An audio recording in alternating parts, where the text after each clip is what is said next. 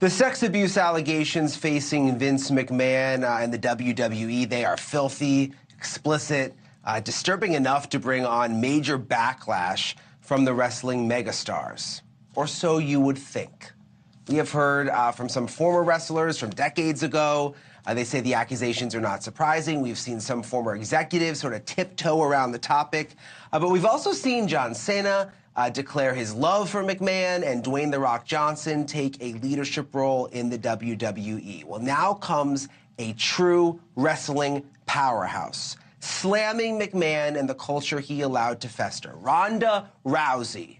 There she is. She's so awesome. She was once described by Sports Illustrated as the world's most dominant athlete. She is the first American woman to win an Olympic medal in judo and the first woman inducted into the UFC Hall of Fame. She worked for Vince McMahon from 2018 to 2019 and again from 2022 until just last October. Well, I spoke with Rousey earlier today. She's got a new book. It's called Our Fight. And also I got a reaction to the scandal surrounding McMahon and the WWE. Take a look. Well, it's not surprising, and I can tell you the reason why nobody else is speaking out is because they know that there will be negative repercussions if they say anything about the company that the company doesn't like, and so. Everybody's being held hostage by their careers, but since I don't plan on going back there unless they make some very major changes, I, feel free to say whatever I want to say, which, I've always felt that way. I don't really, I don't really care if they have me back or not. I can wrestle wherever I want to wrestle, and the truth should be told. Yeah, and you've always been very outspoken. I mean, like you said, not working there anymore does make it easier, but I sort of get the sense even if you were still there, you would have a hard time staying quiet about something like this. Yeah, I'm not really, known for being soft-spoken. Yeah, for sure. Did you ever experience any sexual misconduct or see anything yourself involving McMahon?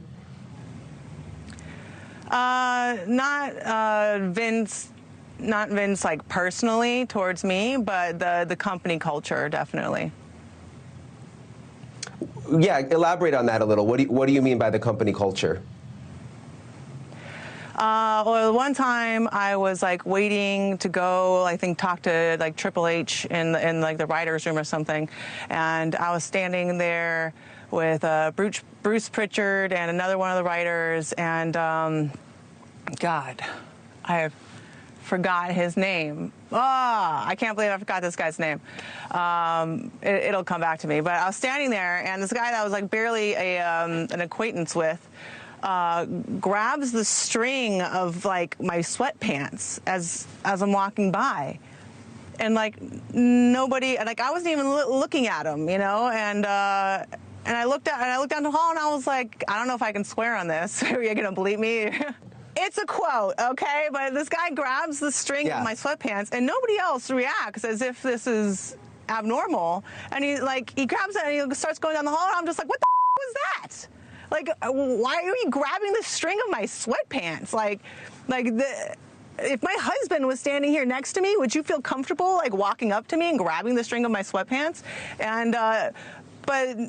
And nobody around me acted like as if it was abnormal. Like they're like all the guys around me were just like, this is part of the day. And I'm like, if this guy is coming up to me and doing this kind of stuff to me when there's other people around, like what's happening to these other girls when it's not in a hallway or something like that? So that really put me on an edge to like, not only is this like behavior prevalent, but it's so prevalent that people don't even realize it's a problem anymore. Who was this guy?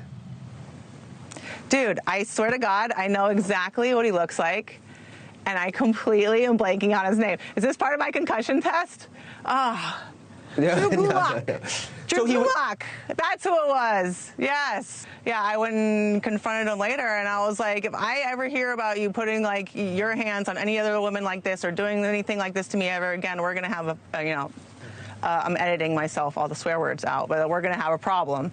And he was like, no, you know, I'm glad that you said something to me. He's really like backpedaled and everything like that. But it just put a really sour taste in my mouth about you know, the culture there and what's considered acceptable and how to touch and treat the women in the hallways. And anywhere, but backstage. Yeah, I bet he did backpedal. Yeah, and I mean, like you said, if he was willing to do that to you, a massive star, in front imagine of people, you know, in a with some of these hallway. other, yeah. Exactly.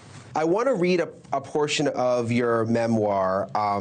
Again, it's called Our Fight. It comes out today, where you talk about McMahon. You say, it is hard sometimes to know where the evil, unethical, slimeball character of Vince McMahon played out for the cameras ends and the actual questionably ethical, many times sued and multiple times accused of sexual misconduct Vince McMahon begins. So, I mean, explain to me what you're saying there. I guess he had this persona on air. Yeah, it is. I mean, it sounds like he had this persona on TV, the Vince McMahon we knew, but I mean, was sort of this slimeball too behind the scenes. Well, there's a really fuzzy line between fiction and reality in that place. So every act, I think, comes with a grain of truth. Yeah. I mean, do you think more women will come forward, Ronda? I mean, have you heard any rumblings behind the scenes? Because, you know, someone of your fame, I would think even people would feel comfortable maybe coming to you for advice. Has there been anything happening behind the scenes?